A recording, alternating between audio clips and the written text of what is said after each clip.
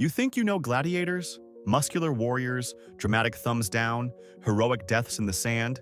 Yeah, Hollywood got about 90% of that completely wrong. The real Colosseum was weirder, grosser, and honestly way more entertaining than any movie could show you. We're talking about fighters who purposely got fat, emperors who cheated like toddlers, and fans literally pouring wine into corpses. These are 33 insane gladiator facts that Ridley Scott definitely left on the cutting room floor. Some will make you laugh, some will make you uncomfortable. All of them are absolutely real. 1. Here's something Russell Crowe's six-pack didn't prepare you for. Real gladiators were chubby, on purpose. These guys ate mountains of barley and beans specifically to build a thick layer of belly fat. Why? Because that squishy padding acted like a biological shield. A shallow slash from a sword would slice through fat instead of hitting vital organs. It was ancient body armor you could grow yourself. Lanistas, the trainers who owned gladiator schools, actually calculated this stuff. A cut that sprays blood looks spectacular to the crowd. The fighter survives to make more money next week. Everybody wins. So forget the chiseled abs from the movie posters. The most successful gladiators probably looked more like heavyweight wrestlers than fitness models. The Romans had a phrase for them, hordearii, which literally translates to barley munchers. Not exactly the nickname you'd put on a movie poster. 2. The amputees might be the most ridiculous gladiator class ever invented. These poor guys wore helmets with absolutely no eye holes. None. Complete darkness. They'd stumble around the arena swinging their swords at nothing, bumping into each other, occasionally hitting something by pure accident. The crowd found this hilarious. Imagine paying to watch two blindfolded men with sharp weapons try to murder each other while tripping over their own feet. That was considered premium entertainment in ancient Rome. Some historians think they might have been condemned criminals, because who else would agree to this nonsense? Others suggest they could hear their opponents and used sound to fight. Either way, if you ever feel like your job is humiliating, at least you're not an antibata. The Romans invented reality TV 2,000 years before cameras existed. 3. Every movie gets this wrong. That dramatic thumbs down moment probably meant the opposite of what you think. Modern historians believe thumbs down actually meant lower your weapons and spare the loser. The death signal was likely thumbs up, pointing toward the throat, or a thumb thrust sideways, mimicking a stabbing motion. Some scholars think any extended thumb meant death, while a closed fist hidden in the toga meant mercy. The Latin phrase pollis verso just means turned thumb without specifying direction. So for 2,000 years, we've been making the exact wrong gesture. Every time a movie shows a Roman emperor slowly turning his thumb down for dramatic effect, actual Roman ghosts are probably screaming at the screen. Hollywood basically flipped the most famous hand gesture in history completely backwards. 4. Emperor Commodus genuinely believed he was Hercules reborn. He'd enter the arena himself, which sounds brave until you learn the details. His opponents were prisoners, wounded soldiers, or amputees. His sword was sharpened steel. Theirs were wooden. Sometimes he'd fight animals that were already chained or drugged. After each victory, he charged the Roman treasury 1 million sesterces because apparently cheating wasn't enough without also billing the taxpayers for it. He once killed an ostrich in the arena, then walked to the Senate section holding the bird's severed head, wordlessly implying he could do the same to them. Nobody laughed. Nobody applauded. They just sat there terrified while the most powerful man in the world played pretend with a dead bird. The Senate eventually had him strangled in his bath. Somehow, nobody saw that coming. 5. The Colosseum held about 50,000 people, but the bathroom situation was a complete disaster. There were some public latrines, but nowhere near enough for a crowd that size. Most spectators refused to leave their seats during the action because someone would immediately steal their spot. The solution? People just went where they sat. Ceramic pots called amphorae were passed around for the fortunate ones. Everyone else used the stairs, the aisles, or just the floor beneath their feet. The sections got worse as you went up. The cheap seats at the top, where women, slaves, and poor people sat, were essentially open sewers by the afternoon. Wealthy Romans in the lower sections had actual seats in attendance. The people upstairs were literally soaking in each other's bodily fluids. And you thought stadium bathrooms today were bad. 6. Successful gladiators were ancient Rome's version of celebrity athletes, complete with sponsorship deals. Their faces appeared on oil lamps, pottery, glassware, and basically anything manufacturers could slap a famous fighter's image onto. Fans bought these products believing some of the gladiators' strength might transfer to them. It's exactly like modern athletes selling sneakers or energy drinks, except 2,000 years earlier. Some gladiators even endorsed specific brands of olive oil, and their likenesses were painted on the containers. Roman walls featured graffiti naming popular fighters with crude advertisements beneath. One surviving inscription from Pompeii essentially reads, "Salatus the Thracian makes the girls swoon." That's literally an ancient version of, "This guy gets the ladies, buy his stuff." Marketing has not changed in 2 millennia. Humans have always been willing to buy garbage if a famous person's face is on it. 7. Roman executions were theatrical productions. Condemned criminals didn't just die, they performed their deaths in elaborate mythological cosplay. Someone sentenced for arson might play Hercules, dressed in the poisoned shirt that killed the hero. Then they'd actually be burned alive, in costume, while the crowd watched what they called educational entertainment. A thief might be cast as Icarus, fitted with wax wings, raised on a crane, then dropped onto the arena floor from fatal height. Others played Orpheus, surrounded by trained animals, except unlike the myth, these animals were starving. The Romans believed this was justice. Your death becomes art, a moral lesson for the masses. Criminals became actors in their own execution. The audience got mythology brought to life. Everyone won, except obviously the person dying horribly while dressed as a Greek demigod. Rome invented snuff films and called them culture. 8. Romans loved novelty, and gladiator games were essentially variety shows. Sometimes they'd arrange fights between dwarfs, advertising them as special attractions. Other times they matched dwarfs against women. These weren't jokes to the participants, who fought with real weapons and real consequences. But to the Roman audience, it was hilarious entertainment, like a circus sideshow with stabbing. Emperor Domitian particularly enjoyed these spectacles and hosted them during evening shows lit by torches. We have records of these events treated as legitimate athletic contests, with betting, cheering, and all the usual arena chaos. Modern historians cringe when reading these accounts. The Romans saw nothing wrong with it. Exploitation was entertainment, and entertainment was Rome's way of keeping the population too distracted to overthrow their government. Bread and circuses, no matter how uncomfortable those circuses get. 9. Here's a Roman paradox that would confuse any lawyer. Gladiators were legally classified as infames, meaning infamous, without rights, essentially property. Many were slaves.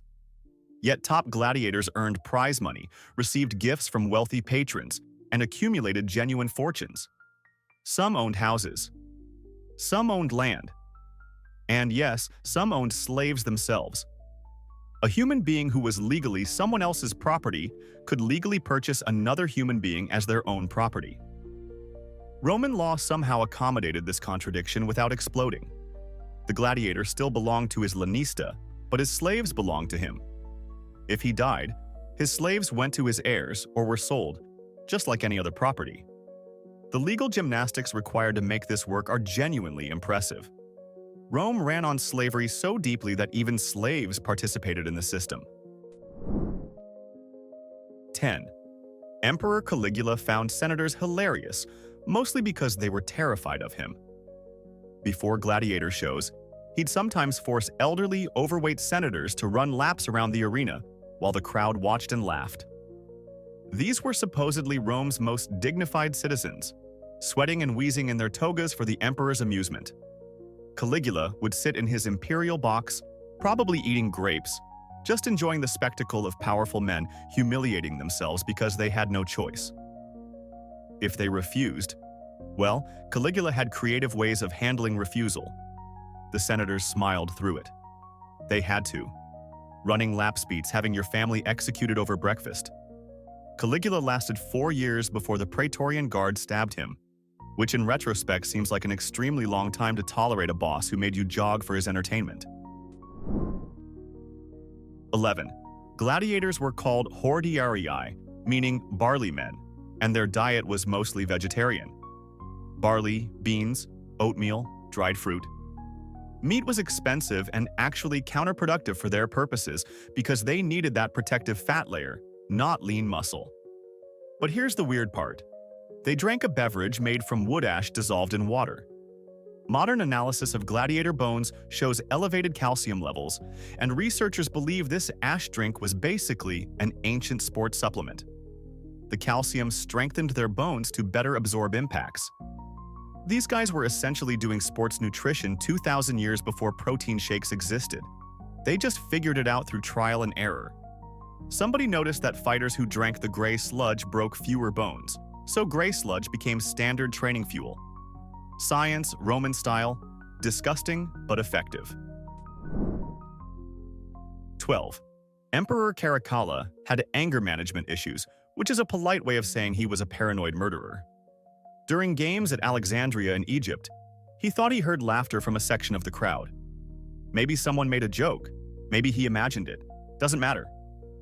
Caracalla ordered his soldiers to enter the stands and kill everyone in that section, not arrest them, not remove them, kill them. The massacre happened in the middle of a normal afternoon's entertainment. Thousands died because an emperor had thin skin and unlimited power. Afterwards, Caracalla banned Alexandrians from gathering publicly and abolished the city's cultural institutions out of pure spite. He also had the nerve to build a bathhouse in Rome that tourists still visit today. History remembers him for architecture, not atrocities. That's probably not the legacy he deserved. 13. Despite what movies show, most gladiator fights did not end in death. Trained fighters were expensive investments. A lanista spent years and fortunes training these athletes. Killing one in every match would bankrupt the industry within months. Most bouts ended when one fighter surrendered, raising a finger to signal defeat. The crowd then advised the editor, the guy paying for the games, whether to spare or kill the loser. Usually they spared him because regular audiences had favorite fighters they wanted to see again. Death matches happened, sure, especially during special occasions or with expendable criminals. But professional gladiator versus gladiator combat was more like heavyweight boxing than mutual execution. The goal was dramatic entertainment, not maximum casualties. Bodies are expensive. Entertainment should be sustainable. Romans understood economics, even when it came to organized violence. 14. The Colosseum was built with blood money, literally and figuratively. Emperor Vespasian funded construction using treasure looted from the temple in Jerusalem, after Roman forces destroyed it in 70 AD. That's sacred gold from one of Judaism's holiest sites, financing history's most famous murder arena. But wait, there's more disgusting funding. Vespasian also taxed public urine. Tanners used human urine to process leather, so the emperor taxed the collection. When his son Titus complained about the policy being gross, Vespasian held up a coin and said, "Pecunia non olet," meaning money doesn't smell. That phrase survives to this day, so the Colosseum was built on stolen religious artifacts and taxes. Somehow that feels like the most Roman origin story possible. 15. Gladiator fights had rules, and referees enforced them brutally. Officials called summa rudis carried wooden sticks and would physically beat fighters who broke regulations or fought too passively. Getting disarmed didn't automatically end a round. Taking too long between exchanges could earn you a stick to the ribs. The matches needed to entertain, so anyone perceived as stalling got immediate painful encouragement. There were rules about illegal strikes, about when combat paused and resumed, about what counted as legitimate surrender. These officials had authority even over popular fighters. The crowd might boo, but the referee's stick was law. It's strange imagining this level of organization around what we picture as chaotic blood sport. Rome loved rules and bureaucracy even when administering violence. Someone had to officiate the murder, and that someone had the power to smack gladiators until they murdered more enthusiastically. 16. Animal handlers in the arena lived under terrifying pressure.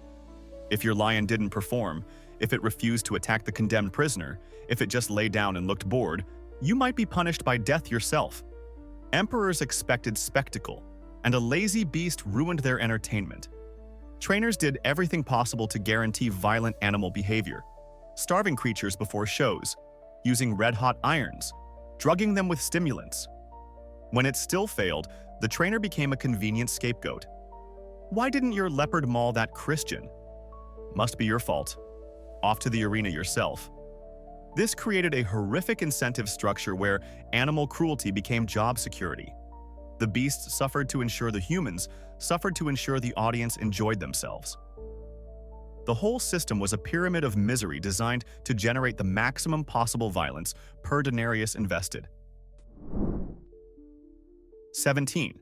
The retiarius fought with a net and trident, wearing almost no armor and definitely no helmet. This made them incredibly exposed compared to their heavily armored opponents. Roman crowds had complicated feelings about this. On one hand, retiari were mocked as effeminate for hiding behind a fishing net instead of fighting like a man. On the other hand, they were wildly popular entertainment and often crowd favorites. Romans called them worse than gladiators, but still paid to watch them. It's like how modern audiences claim to hate reality television while making it the most watched content on air. The retiarius represented something transgressive, a fighter who relied on speed and skill rather than armor and strength. Rome simultaneously looked down on this and couldn't look away. Contempt and fascination often lived together. 18.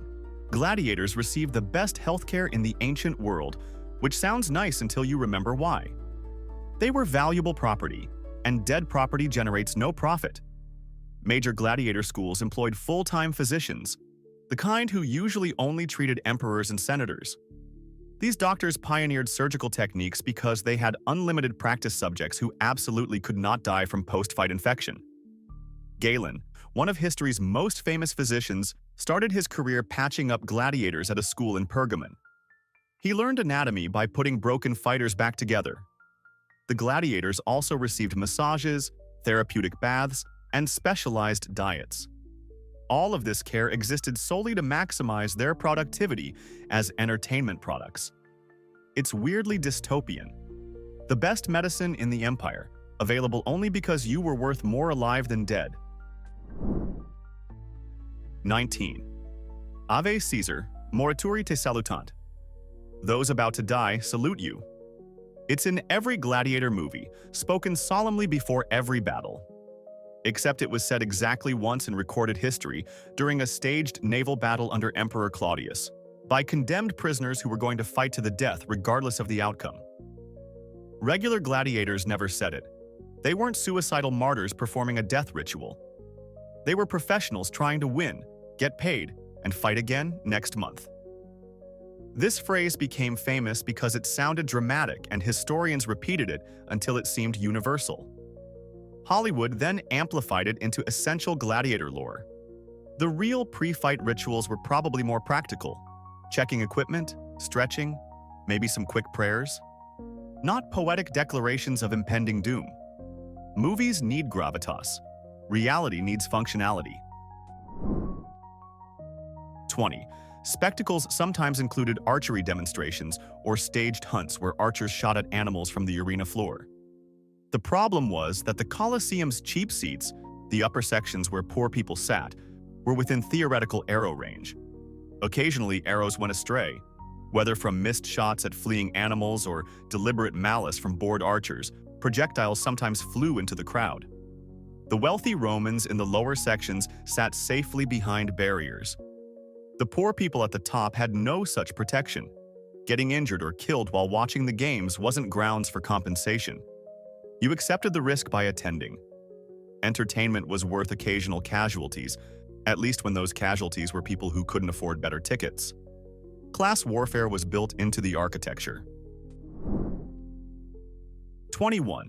Not every gladiator was a slave or prisoner. Some were octorati, free citizens who voluntarily signed contracts selling themselves into gladiator service for fixed terms. Why would anyone do this? Money and desperation mostly. A nobleman drowning in gambling debts might choose arena service over bankruptcy. The contract paid his debts immediately. He just had to survive a few years of fighting and he'd emerge free with a clean slate. Others genuinely wanted the fame.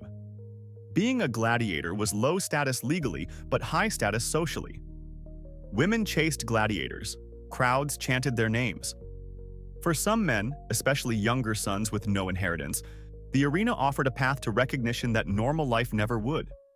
Rome had gladiator groupies, ancient celebrities with ancient fans, and some people will risk everything for applause.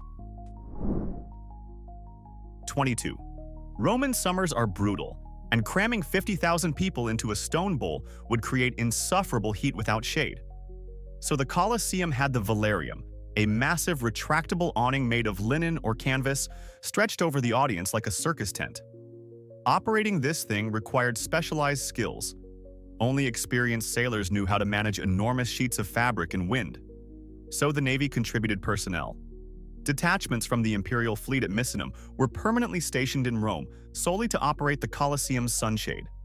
Actual military sailors pulling ropes so spectators wouldn't get sunburned while watching people die. It required hundreds of men working coordinated shifts. The logistics are genuinely impressive. Rome invented the retractable stadium roof 2,000 years before modern engineers claimed that achievement. They just powered it with sailors instead of motors. 23. Flamma was a Syrian gladiator who won over 30 fights and earned the rudis, the wooden sword symbolizing freedom, 4 separate times. Each time he handed it back and returned to combat. Why would anyone refuse freedom 4 times? We don't know his reasons exactly, but the arena was his identity. Outside, he was a foreign ex-slave with no family or connections. Inside, he was a legend. Crowds loved him. He had purpose, fame, resources. Freedom meant anonymity. Some historians suggest he had nowhere to go. Others think he genuinely loved fighting. His tombstone, which still exists, lists his record with obvious pride. 34 wins, 9 draws, 4 freedom offers declined. He died at 30 and was buried as a celebrity. Sometimes the cage becomes more comfortable than the world outside it. 24. Left-handed fighters, called skeva, were considered unfair advantages and prized accordingly. Everything about gladiator training assumed right-handed opponents. Your footwork, your guard, your attack patterns all developed against the 90% majority. Then suddenly you're facing someone whose entire stance is mirrored. Your muscle memory becomes useless. You swing where their shield should be and hit air. They strike from angles you never practiced defending. It's disorienting in a sport where disorientation gets you killed. Lanistas specifically recruited left-handed fighters and trained them against each other to maintain their advantage against righties. They were rarer and more valuable, essentially paid extra for a genetic quirk. Some trainers even tried forcing right-handed fighters to become lefties. It usually failed but showed how valuable the asymmetry was considered.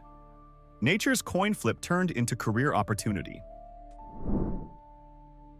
25. Julius Caesar threw elaborate gladiatorial games honoring his father in 65 BC. His father had died in 85 BC. That's a 20-year gap between death and memorial. Romans had traditions about funeral games, but nobody waited 2 decades unless they had ulterior motives. Caesar was building political power, and gladiator games meant public approval. He borrowed insane amounts of money to stage the spectacle, featuring 320 pairs of gladiators in silver armor. It was essentially a campaign rally disguised as a funeral. The Roman public loved it. They didn't care about his dead father. They cared about free entertainment. Caesar bought their loyalty with blood and spectacle, financing his future dictatorship on credit. His father was just the excuse. The games were the investment. Roman politics and Roman entertainment were always the same industry. 26. Romans believed the dead could still interact with the living if properly maintained. Gladiator graves sometimes included built-in tubes running from the surface directly into the burial chamber. Fans would visit and pour wine, oil, or blood down these tubes to feed their favorite fighter's spirit. The practice wasn't unique to gladiators, but was especially common for them because they had such devoted followings. People who'd never met these men in life felt connected enough to bring them drinks in death. It's genuinely touching in a bizarre way. Like fans visiting Elvis's grave, except with infrastructure specifically designed for beverage delivery. The tubes were called libation pipes, and archaeologists still find them at gladiator cemeteries. Even death didn't end the parasocial relationship between performer and audience. Roman fandom was eternal and eternally weird. 27. Emperor Trajan's celebration of his Dacian War's victory in 107 AD was the largest gladiatorial event in history. Games lasting 123 consecutive days, featuring an estimated 11,000 wild animals killed and 10,000 gladiators fighting. That's not a typo. Over 4 months of continuous blood sport. Logistically, this is almost incomprehensible. You need to house, feed, and schedule 10,000 trained fighters while simultaneously transporting lions, elephants, and exotic creatures from across the empire. The cost was astronomical. The death toll was industrial. And the Roman public expected this level of excess from their emperors. Anything less would seem cheap. Trajan bankrupted provinces to throw history's longest party. The violence had become normalized to such a degree that only absurd scale impressed anyone. Peak Rome was peak insanity. 28. The Ludus Magnus was the biggest gladiator training school in Rome, located just east of the Colosseum. Connecting the two buildings was a private underground tunnel, so fighters could walk directly from their barracks to the arena without passing through public streets. This served several purposes. Security, because gladiators were valuable assets that shouldn't wander unsupervised. Logistics, because moving dozens of armed fighters through crowds is complicated. And showmanship, because gladiators appearing suddenly from beneath the arena floor was more dramatic than watching them queue at the entrance. You can still see remains of this tunnel today in Rome. The gladiators essentially had their own subway system. They commuted to work through underground passages, specifically constructed so they wouldn't encounter fans or escape opportunities. Controlled movement of controlled people. Rome understood transit. 29. Early gladiator types were named after Rome's enemies: Samnites, Gauls, Thracians. These fighters represented conquered peoples, and watching them die reinforced Roman supremacy. But then the Samnites became Roman allies, eventually receiving citizenship. Suddenly having gladiators called Samnites was politically awkward. You couldn't name your entertainment villains after your new friends. So the term gradually disappeared, replaced by generic descriptions of fighting style and equipment. The Thracian name stayed because Thrace remained marginally foreign, but the Samnite identity was essentially cancelled for diplomatic reasons. Roman political correctness existed, just for different reasons than modern versions. They weren't protecting feelings, they were protecting alliances. When your enemies become partners, you stop publicly celebrating their humiliation. Even blood sport had to respect the treaty obligations. 30. Roman religion took omens extremely seriously, and lightning was Jupiter's direct communication. If lightning struck the arena before or during games, that was the king of gods expressing displeasure. The spectacle would immediately halt. Priests would perform purification rituals. Sometimes games were postponed for days while everyone waited to see if Jupiter calmed down. An arena struck by lightning might require extensive religious ceremonies before anyone could fight there again. This happened occasionally at the Colosseum, whose tall metal masts for the Valerium essentially functioned as lightning rods. Romans had no understanding of electrical attraction, so every strike seemed like divine intervention. Even the empire's most popular entertainment yielded to superstition. When Jupiter threw thunderbolts, even emperors postponed their bloodshed. The gods outranked everyone. 31. Beast fighters, called venator or bestiarii, occupied lower social status than human fighting gladiators, which is saying something since gladiators already ranked near the bottom.